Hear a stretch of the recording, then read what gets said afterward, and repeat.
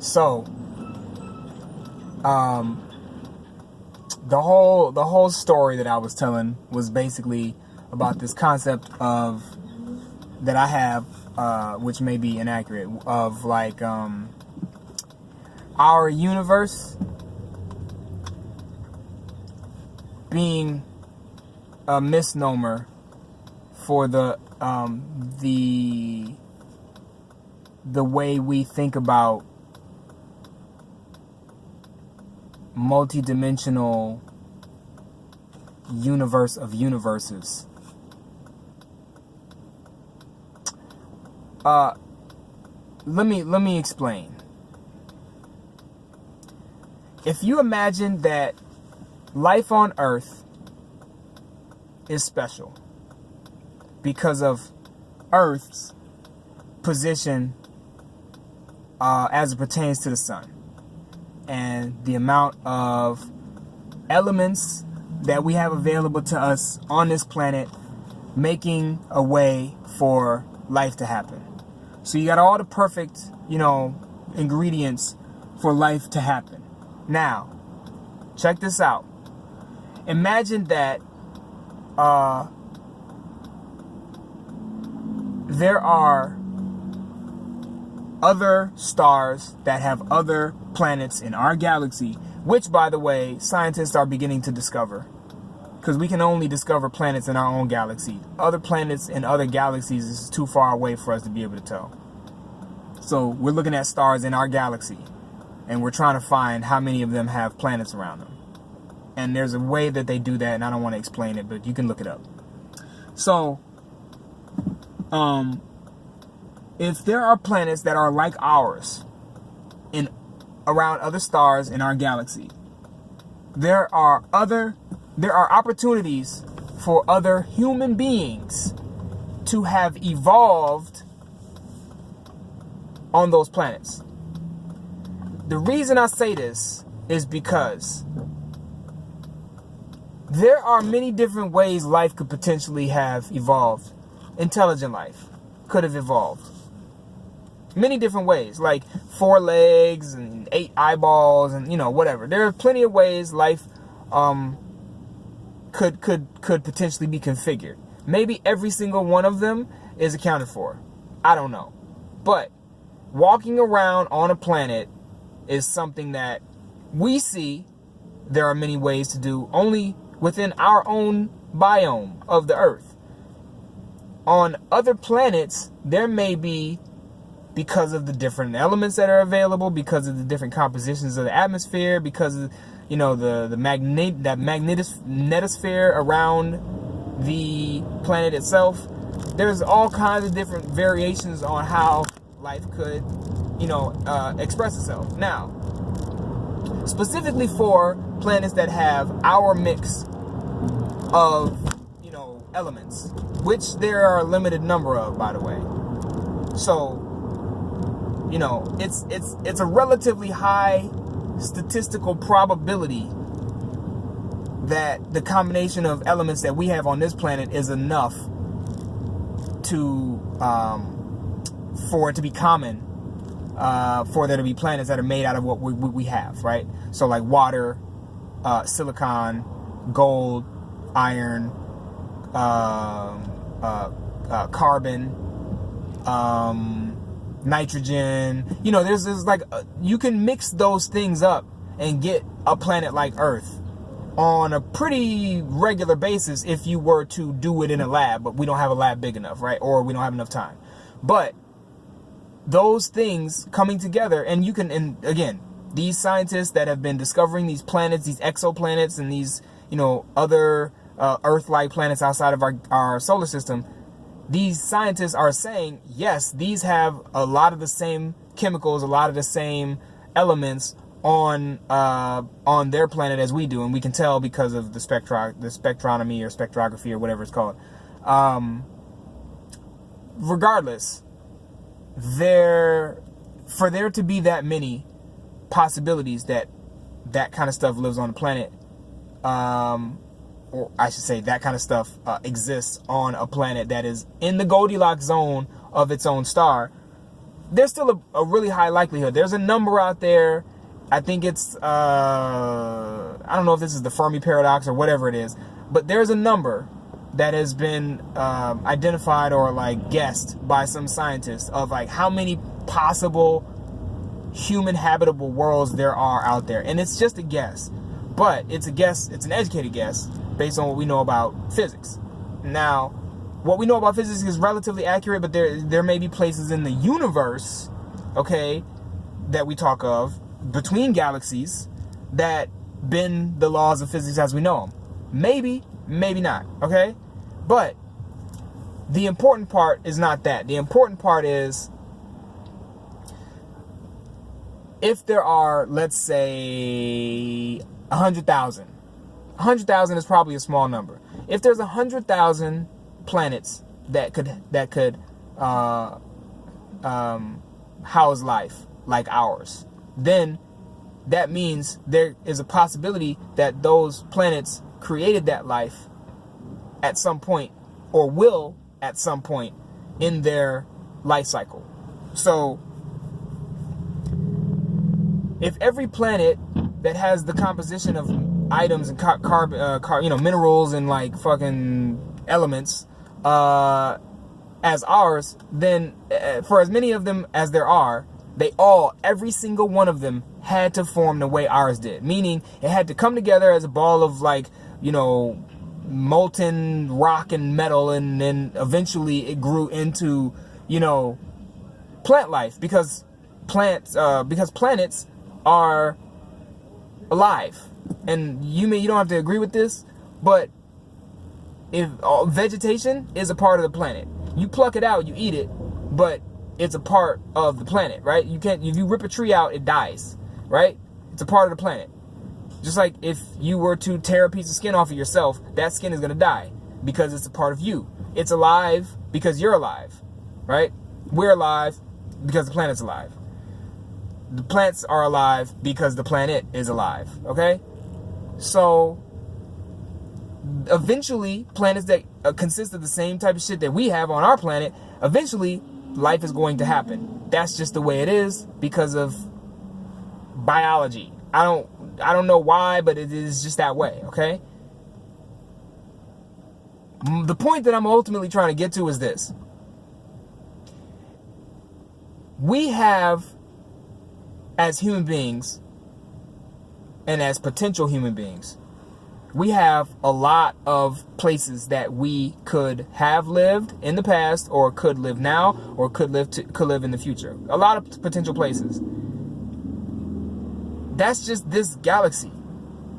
So if you multiply that by the number of galaxies that we know of, and I don't know the number, I think it's like 400 billion or trillion or something like that, galaxies that there are in the universe, and all of those have the same number of possibilities of housing a life-wielding planet like ours. So that means to me that every one of those galaxies out there has an Earth on it. Every one of the galaxies, to me, this is not necessarily the way conventional physics would agree, but it's a theory. Every single one of the galaxies in the universe has at least, and I'm being like very, very conservative with this, okay? Very, very conservative.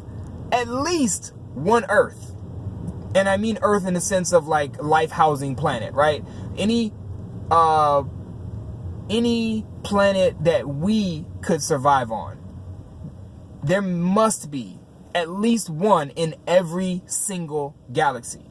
So if that's the case, and let's say hypothetically that is just one, then it is Earth, right? It is the Earth of that galaxy, right? If there is an Earth of another galaxy, then that means there are humans of that galaxy.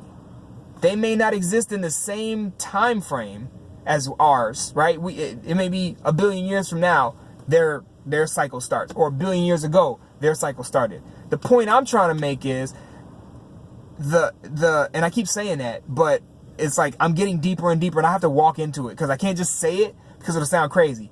But if you've been following me, it doesn't sound crazy as you filter down all the different like levels of granularity here, okay? There's a black hole at the center of our galaxy. That's confirmed. I'm saying, theoretically, there's a black hole at the center of our star. Okay? And I'm also saying that black hole is the portal to another universe or another star, another part of the galaxy, another part of the universe, whatever. I don't know. Whatever it is, I think there's a black hole there.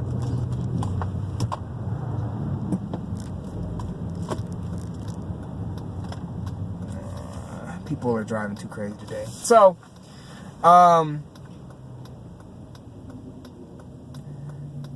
there is a theory that I have where we talk about there are multiple dimensions, and let me get to the theory that kind of starts this all. The theory is that, you know, the string theory or multi-dimensional theory is that there are many dimensions where we could also exist. It's a metaphysical theory.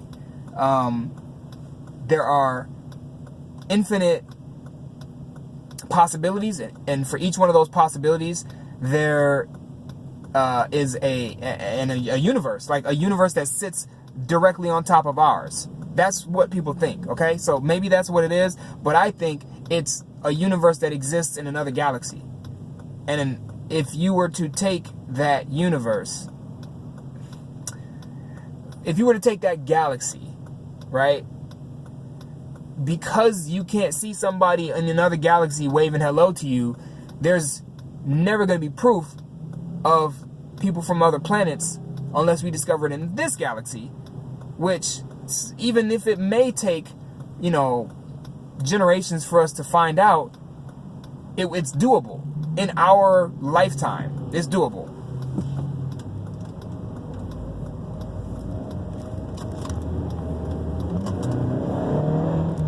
Wow, these people are crazy. All right. So for all we know, there is no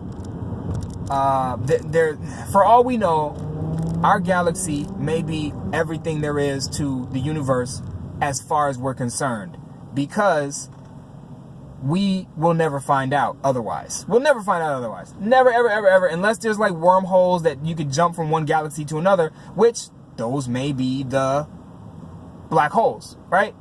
But besides that, it just seems like it would behoove us to think about the fact that astronomers take pictures, and those pictures show us what's out there. And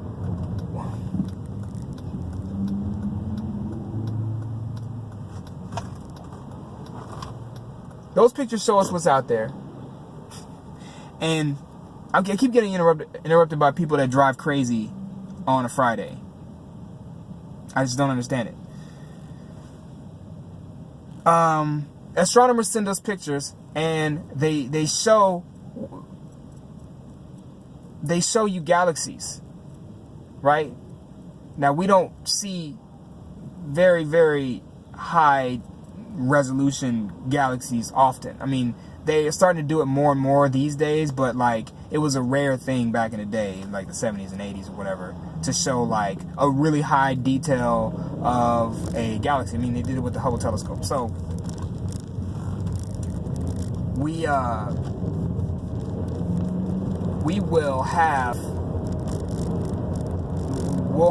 the ability to see more of those more often. But we have to think about, when we see those galaxies, those are whole universes. We got to think about it like that. Because, like, for all we know, they have a version of Earth. They have maybe 100 million versions of Earth. 100,000, 10,000, 5,000, 20 versions of Earth, where there are people looking at our galaxy like, oh, that's a universe. Right? So, like, I think those people are us. So, like, if you remember, what was it? Futurama, there's an episode where they go to the edge of the universe. It's like at 3000 AD, right? Apparently, enough has happened to where, you know, science has gotten us to the point where we can go to the edge of the universe just for fun. Futurama is like one of the best shows ever. Y'all should, if you haven't watched every single episode, you should. You should. It's worth it. It's good comedy. It's good science fiction. If you've listened to what I've been saying this long, then you gotta like Futurama already. And if you didn't, then I don't know where you've been, under a rock or something. So they go to the edge of the earth, the edge of the universe, and they look through this little 25-cent binocular set, and they see people on the other side of the universe that look exactly like them and are waving at them like, hi, we're also looking at the thing, because, you know, it's crazy because I think there was multiple, you know, directions that they could have looked in. And that was the crazy part to me too. It's like, yo, we can like go to this one and look at people from this universe. We can go to this one over here and look at people from that universe. I just thought that was amazing. Oh man, I really don't want to talk to this lady right now. She gonna want to talk to me for 20 minutes. It's a Friday. I ain't got time for that. Whew. Alright, well, I'm home. So, I guess that's it. I guess I gotta leave it here. 16, I probably put about 30 good minutes into this. Probably more than that, actually. So, I'm gonna leave it alone. But, and I'm gonna try to, like, somehow sneak past this lady. She gonna just wait and pounce. This older lady. Anyway, y'all be good. I don't know if I came to the conclusion that I was really trying to get to, but I would love to hear what people have to say about it, because I think that would be a great conversation to have. But yeah, y'all be good, and I will do this again because it's summertime. So there it is.